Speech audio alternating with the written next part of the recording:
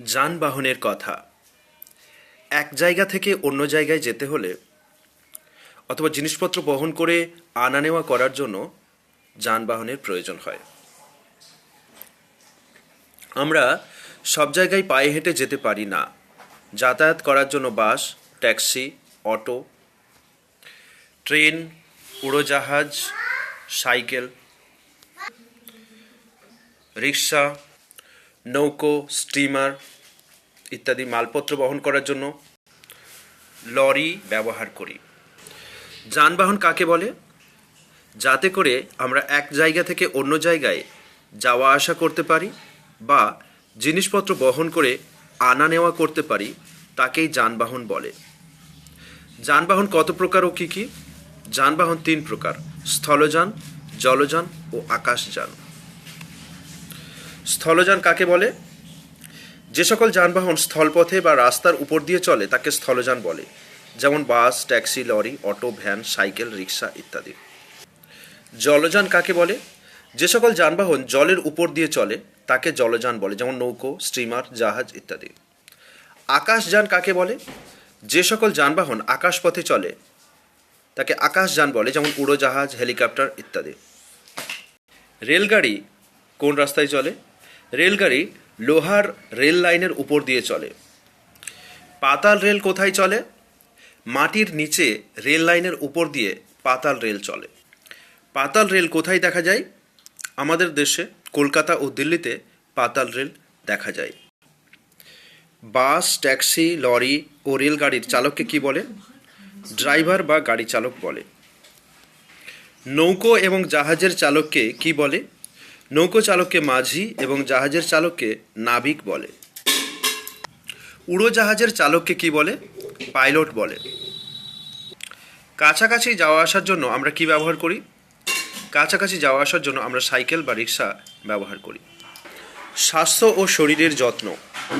প্রথমেই জানতে হবে স্বাস্থ্য কাকে বলে। শরীরকে সুস্থ, সবল ও রোগমুক্ত রাখার অবস্থাকে স্বাস্থ্য বলে। শরীর ও মন ভালো রাখার কতগুলো নিয়ম আছে, যেমন নিয়মিত পরিষ্কার পরিচ্ছন্ন করে স্নান করা, পুষ্টিকর খাবার খাওয়া, নিয়মিত ব্যায়াম করা, পরিষ্কার জামা কাপড় পরা। এইসব মেনে চললে শরীর ভালো থাকবে। স্বাস্থ্য কাকে বলে? শরীরকে সুস্থ, সবল ও রোগমুক্ত রাখার অবস্থাকে স্বাস্থ্য বলে। শরীর ভালো না থাকলে কি হয়? শরীর ভালো না থাকলে মন খারাপ থাকে, লেখাপড়ায় বা কোনো কাজে মন বসে না, খেলাধুলায় উৎসাহ পাওয়া যায় না। শরীর খারাপ কেন হয়? স্বাস্থ্য রক্ষার কতগুলি নিয়ম না মানলে শরীর খারাপ হয়। স্বাস্থ্য রক্ষার কতগুলো নিয়ম না মানলে শরীর খারাপ হয়। কি করলে শরীর ভালো থাকে? নিয়মিত পরিষ্কার পরিচ্ছন্ন থাকা, পুষ্টিকর খাবার খাওয়া, ব্যায়াম বা যোগ আসন করা প্রভৃতি কতগুলো নিয়ম মেনে চললে শরীর ভালো থাকে। শরীর পরিষ্কার পরিচ্ছন্ন রাখার সহজ উপায় কি? নিয়মিত ভালোভাবে স্নান করা। স্নান করলে কি উপকার হয়? ভালো করে স্নান করলে শরীর পরিষ্কার ও ভালো থাকে। কীরূপে স্নান করা উচিত? মাথায় ভালো করে সাবান বা তেল মেখে স্নান করা উচিত। স্নানের সময় গামছা দিয়ে ভালো করে গা রগড়ে স্নান করতে হয়, এতে লোমকূপের গোড়া পরিষ্কার থাকে। নিয়মিত সাবান ও তেল মেখে স্নান করা উচিত। স্নান না করলে কি ক্ষতি হয়? স্নান না করলে গায়ে ময়লা জমে, দাঁত চুলকানি ও নানা রকম চর্মরোগ হয়। প্রতিদিন দাঁত মাজা উচিত কেন? খাওয়ার পর খাবারের কিছু কণা দাঁতের ফাঁকে আটকে থাকে। দাঁত পরিষ্কার না করলে ওই খাদ্যকণা পচে মুখে দুর্গন্ধ হয়, তাই রোজ দাঁত মাজা উচিত। দাঁত না মাজলে কি ক্ষতি হয়? দাঁত না মাজলে দাঁতের পাশে পচা খাবার জমে, দাঁতের গোড়ায় ফোলে, ব্যথা হয় ও দাঁত ক্ষয়ে অল্প বয়সে দাঁত পড়ে যায় এবং পচা খাবার পেটে গিয়ে নানা রকম রোগ হয়। কি দিয়ে দাঁত মাজা উচিত? টুথব্রাশ ও টুথপেস্ট দিয়ে দাঁত মাজা উচিত। চুল পরিষ্কার না রাখলে কি ক্ষতি হয়? চুল পরিষ্কার না রাখলে মাথায় ময়লা জমে, উকুন ও খুশকি জন্মায়। চুল কিভাবে পরিষ্কার রাখতে হয়? রোজ স্নানের আগে তেল মেখে ঠান্ডা জলে স্নান করতে হয়। তারপর মাথা ভালোভাবে মুছে চিরুনি দিয়ে আঁচড়াতে হয়। মাঝে মধ্যে চুলের সাবান বা শ্যাম্পু দিয়ে পরিষ্কার করতে হয়। চুল আঁচড়াতে হয় কেন? চুল আঁচড়ালে মাথা ও চুলের গোড়া পরিষ্কার থাকে, চুলের গোড়া শক্ত হয়। চুল কেমন রাখা উচিত? চুল সর্বদা ছোট রাখা উচিত। চোখ পরিষ্কার রাখা দরকার কেন? চোখ পরিষ্কার রাখলে চোখে ময়লা জমে না এবং দৃষ্টিশক্তি ভালো থাকে। চোখ কিভাবে পরিষ্কার রাখবে? প্রতিদিন ঘুম থেকে উঠে পরিষ্কার জলের ঝাপটা দিয়ে চোখ পরিষ্কার করবে। কান পরিষ্কার করা দরকার কেন? কান পরিষ্কার না করলে কানে ময়লা জমে, পুজ হয়, কান বন্ধ হয়ে যায়। নাক পরিষ্কার করা দরকার কেন? নাক পরিষ্কার না করলে নাকে ধুলোবালি জমে, নাক বন্ধ হয়ে যায়। নাক কিভাবে পরিষ্কার করবে? স্নানের সময় নাক ঝেড়ে ঠান্ডা জলে ধুয়ে ফেলবে। হাত পা পরিষ্কার রাখার দরকার কেন? হাত পরিষ্কার রাখলে খাবার সময় হাতের ময়লা পেটে যায় না। পা পরিষ্কার রাখলে পা ফাটে না। কিভাবে হাত পা পরিষ্কার রাখবে? হাত পায়ের নখ বড় হলে কেটে ফেলবে। প্রতিদিন সাবান দিয়ে হাত পা মুছে মুছে ফেলবে। নখ না কাটলে কি হয়? নখের ভিতর ময়লা জমে, খাবার সময় সেই ময়লা পেটে গিয়ে রোগের সৃষ্টি করে। দাঁত দিয়ে নখ কাটা উচিত নয় কেন? দাঁত দিয়ে নখ কাটলে নখের টুকরো ও ময়লা পেটে গিয়ে পেটে অসুখ হয়। মলমূত্র কি? মলমূত্র হলো শরীরের দূষিত পদার্থ। সময় মতো মলমূত্র ত্যাগ না করলে কি হয়? সময় মতো মলমূত্র ত্যাগ না করলে শরীর খারাপ হয় ও নানা রকম রোগ হয়।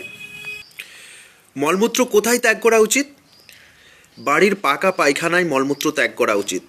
বাড়িতে পায়খানা না থাকলে দূরে বনে জঙ্গলে করতে হয়। ঘুম থেকে উঠে মলত্যাগের অভ্যাস করা ভালো। ময়লা জামা কাপড় পরলে কি হয়? ময়লা জামা কাপড় পরলে গায়ে দুর্গন্ধ হয় ও চর্মরোগ হয়। জামা কাপড় কিভাবে পরিষ্কার করতে হয়? ময়লা জামা কাপড় 2-1 দিন অন্তর সার্ফ বা সাবান দিয়ে কেচে রোদে শুকনো করা উচিত। এতে জামা কাপড় জীবাণুমুক্ত হয়। পরিষ্কার জামা কাপড় পরলে কি হয়? পরিষ্কার জামা কাপড় পরলে মন ভালো থাকে, শরীর ভালো থাকে, শরীরে কোনো দুর্গন্ধ হয় না বা চর্মরোগও হয় না। বিছানাপত্র কিভাবে পরিষ্কার রাখবে? বিছানার চাদর, বালিশ, লেপের ওয়ার প্রভৃতি ময়লা হলে সাবান দিয়ে কেচে ধুতে হয়, রোদে শুকিয়ে নিতে হয়। বালিশ, লেপ, কাঁথা প্রভৃতি মাঝে মাঝে রোদে দিতে হয়।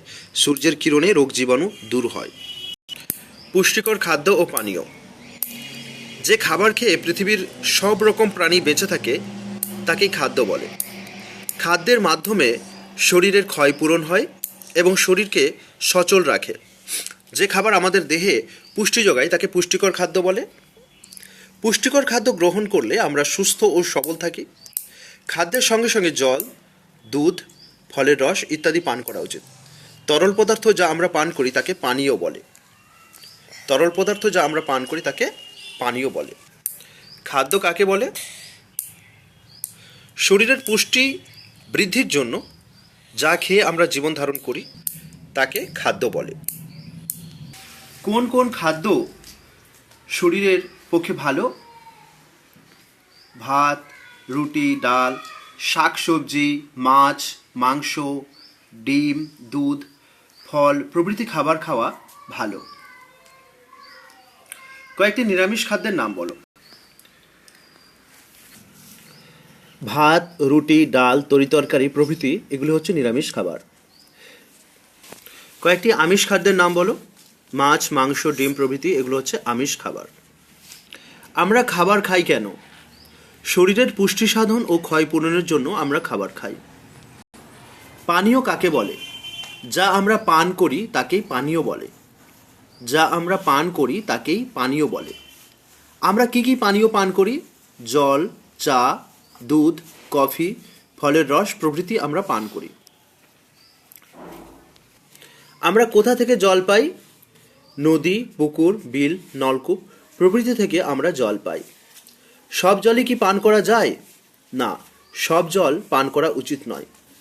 জল নানা কারণে দূষিত হয়। দূষিত জল পান করা উচিত নয়। সর্বদা বিশুদ্ধ জল পান করা উচিত। বিশুদ্ধ জল কোনগুলি? নলকূপের জল এবং পৌরসভা বা কর্পোরেশনের টাইম কলের জলও বিশুদ্ধ। সামাজিক শিক্ষা কাকে বলে?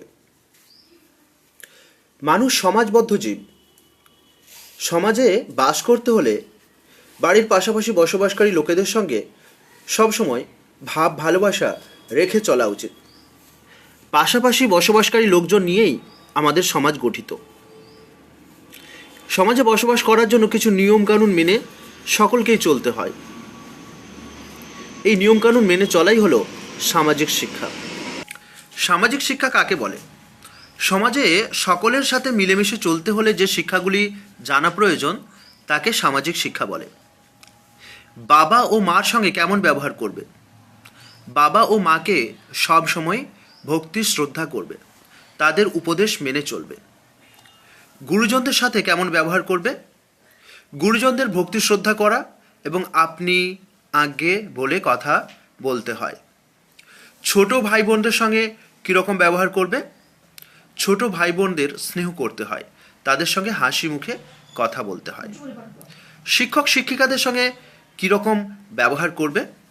শিক্ষক শিক্ষিকাদের ভক্তি শ্রদ্ধা করতে হয়, তারা শ্রেণীকক্ষে এলে উঠে দাঁড়িয়ে তাদের সম্মান জানাতে হয়, তারা যখন বসতে বলবেন তখন বসতে হয়। সহপাঠীদের সঙ্গে কীরকম ব্যবহার করবে? সহপাঠীরা বন্ধুর মতো, তাদের সঙ্গে ভালো ব্যবহার করা উচিত, তারা মনে দুঃখ পায় এমন কোনো কাজ করা উচিত নয়। গরিব দুঃখীদের সঙ্গে কীরকম ব্যবহার করবে? গরিব দুঃখীদের সাহায্য করতে হয় এবং তাদের অবহেলা করতে নেই।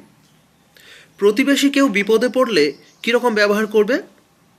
প্রতিবেশী কেউ বিপদে পড়লে তাকে সাধ্যমতো সহযোগিতা করতে হয়। বাড়িতে কোনো অতিথি এলে কীরকম ব্যবহার করবে? বাড়িতে কোনো অতিথি এলে প্রথমে তাকে বসতে বলতে হয়, পরে এক গ্লাস জল দিতে হয়, তারপর তিনি কিসের জন্য এসেছেন তা জানতে হয়।